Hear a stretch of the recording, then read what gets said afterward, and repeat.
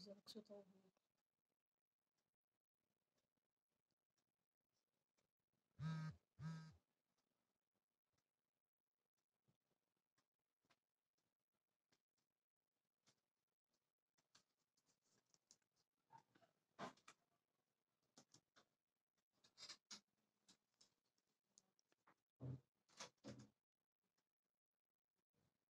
Mais uma vez, irmãos, estamos aqui para falar da grandeza das Escrituras, segundo o que Jesus determinou para os seus servos, escrever e falar e avisar, e deixar para nós este grande legado que é as Santas Escrituras. Vamos falar hoje, irmãos, do Evangelho sendo pregado depois da ida de Jesus para os céus. Capítulo 8 de Atos, verso 1. E também Saulo consentiu na morte dele, e fez-se naquele dia uma grande perseguição contra a igreja que estava em Jerusalém, e todos foram dispersos pelas terras da Judeia e da Samaria, exceto os apóstolos. E uns varões piedosos foram enterrar Estevão, e fizeram sobre ele grande pranto. E Saulo assolava a igreja, entrando pelas casas e arrastando homens e mulheres, os encerrava na prisão. Mas os que andavam dispersos ia por toda parte anunciando a palavra. E descendo Filipe à cidade de Samaria, lhes pregava a Cristo. E as multidões unanimemente prestavam atenção ao que Filipe dizia, porque ouvia e via os sinais que ele fazia. Pois que os espíritos imundos saíam de muitos que os tinham, clamando em alta voz, e muitos paralíticos e coxos eram curados.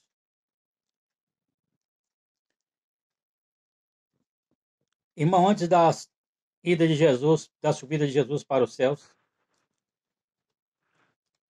Jesus deixou um legado para nós, através dos seus discípulos. E, irmãos, antes de Jesus subir, ele disse para os seus apóstolos e discípulos: ficai em Jerusalém, até que do alto sejais revestidos de poder. Porque ele tinha feito aquela promessa que derramaria do seu espírito sobre toda a carne.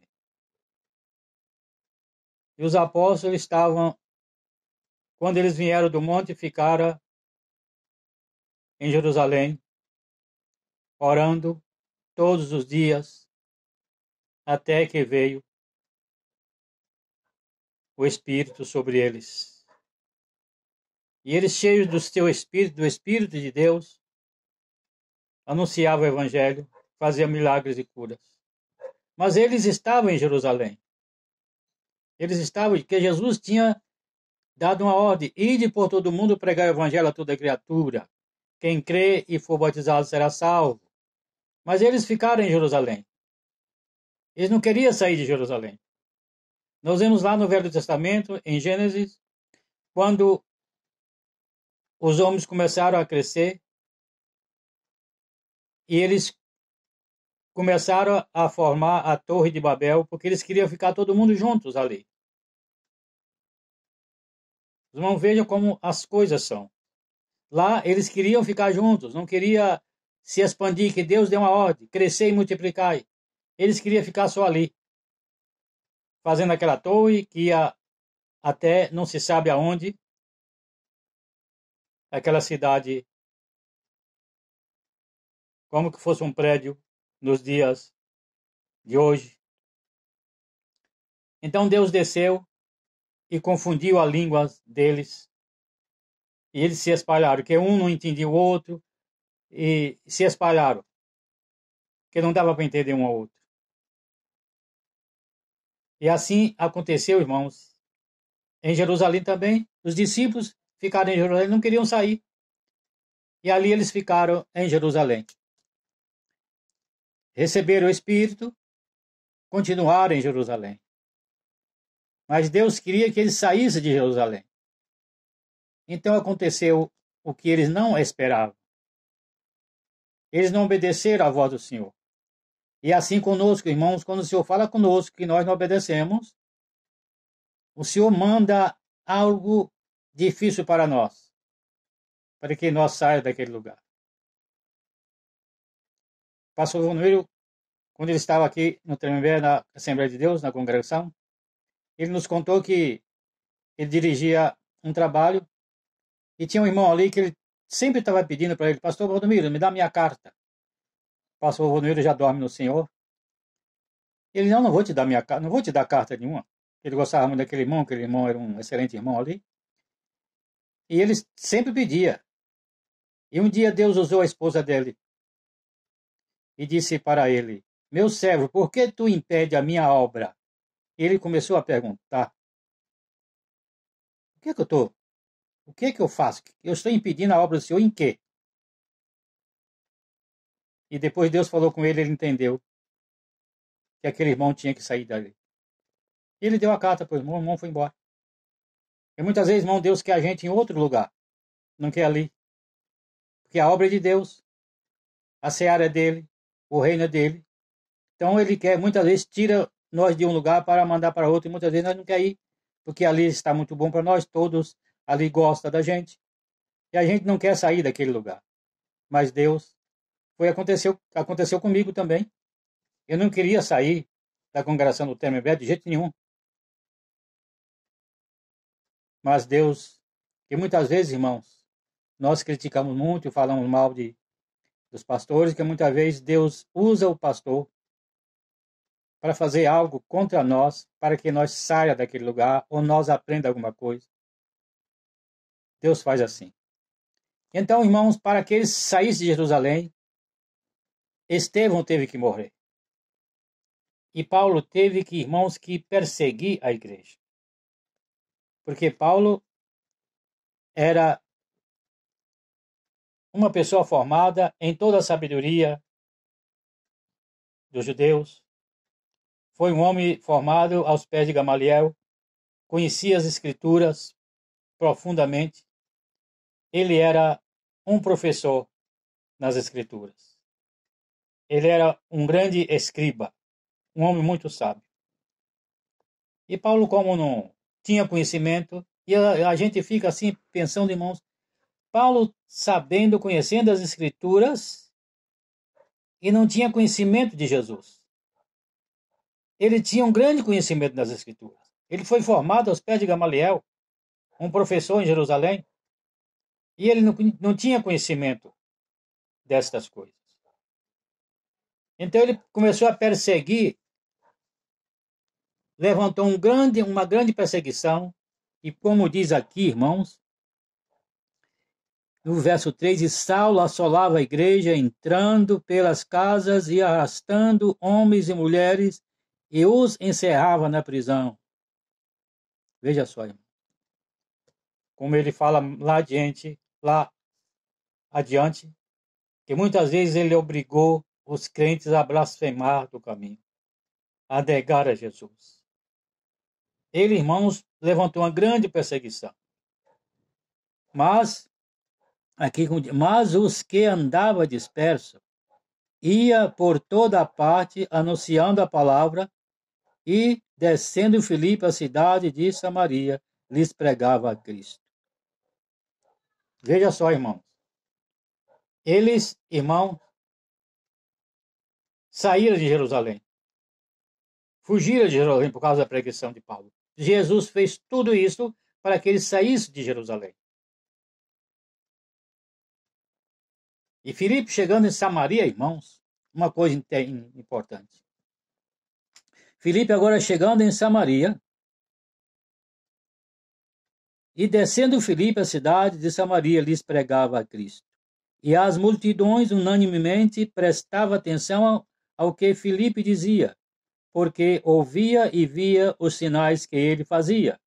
pois que os espíritos imundos saíam de muitos que os tinham, clamando em alta voz, e muitos paralíticos e coxos eram curados, e havia grande alegria naquela cidade.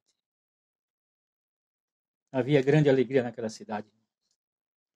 Agora, Filipe pregava, e pelas mãos de Filipe, Deus fazia milagres.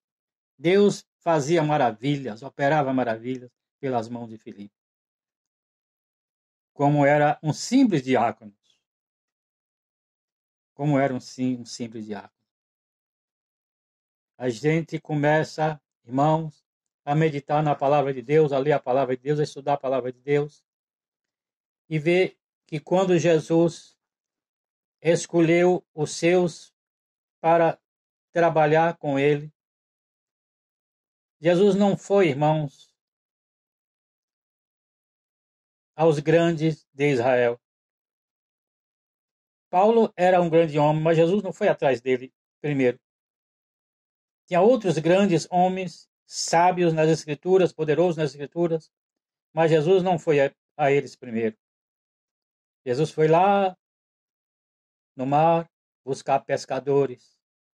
Jesus passou na alfândega, tinha um homem lá que trabalhava recolhendo impostos e chamou ele. Homens, irmãos, nós vemos que João Batista, irmãos, quando ele nasceu, e de uma certa idade menor, a Bíblia diz que ele foi impelido para o deserto.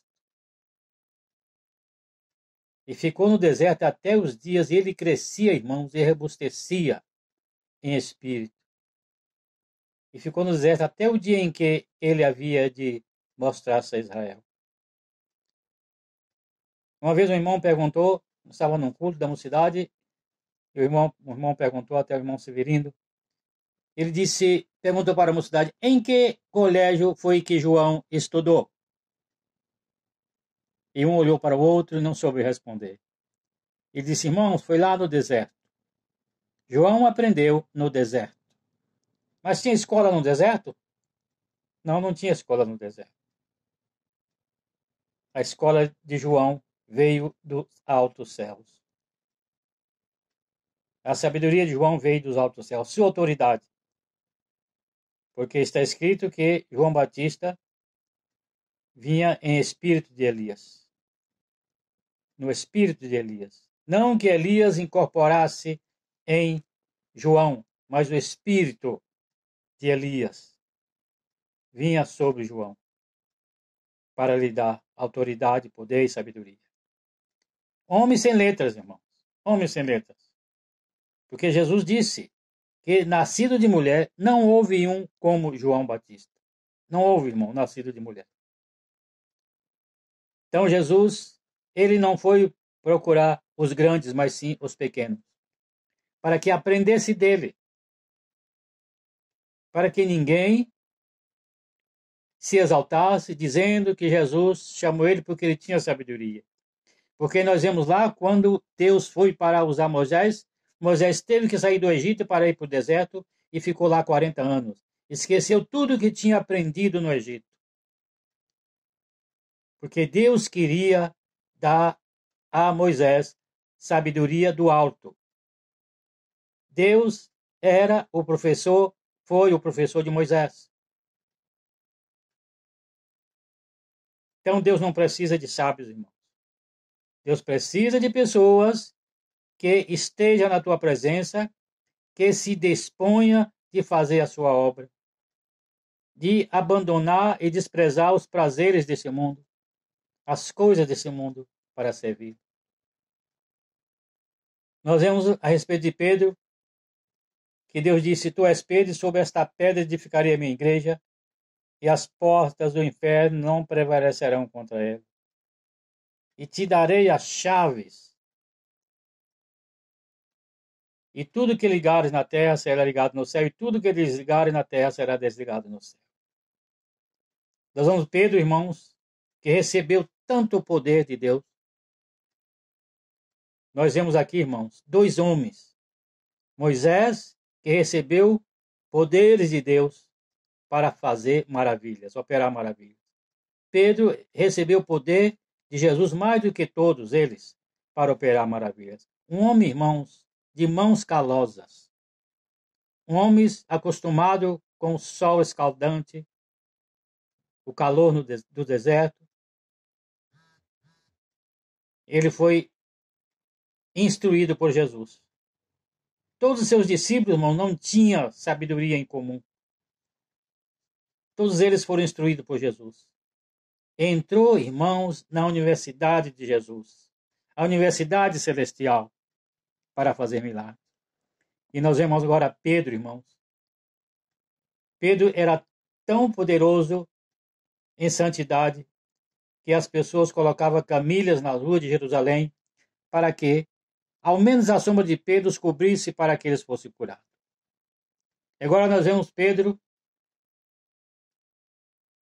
quando Pedro chegou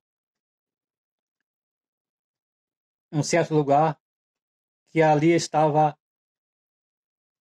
Enéas, há 8 anos estava de uma cama, paralítico, e chegando lá, Pedro disse: Enéas, Jesus Cristo te dá saúde, levanta e faz a tua cama. E ele logo se levantou.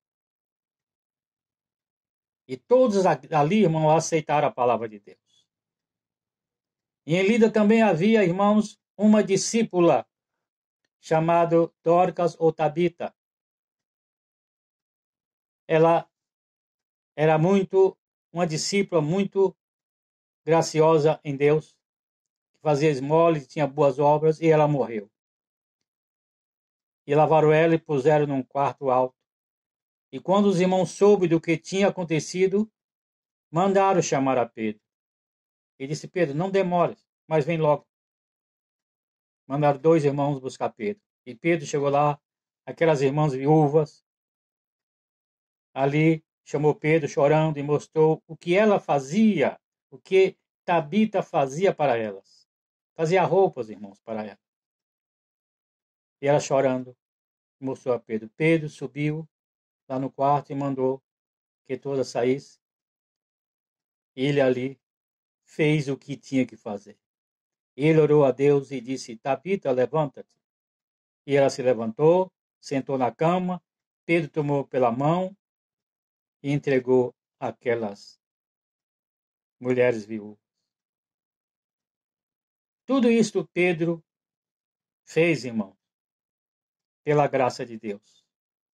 Porque, irmão, Pedro se entregou totalmente a Jesus, abandonou, desprezou todas as coisas do mundo, como muitos homens de Deus desprezaram. Se nós olharmos os profetas, desprezaram até a sua própria vida, irmãos, para se entregar à obra de Deus, para fazer o que Deus queria que eles fizessem.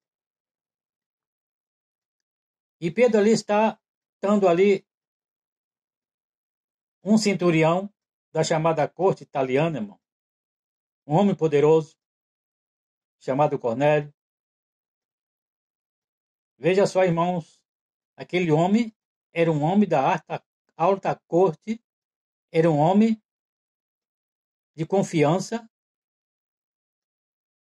do imperador romano. E Deus mandou um anjo falar com Cornélio para que Cornélio mandasse chamar Pedro para lhe falar do caminho que leva aos céus. Mandou chamar Pedro. Mandou chamar Pedro. Um homem sem letras, um homem douto, não tinha conhecimento.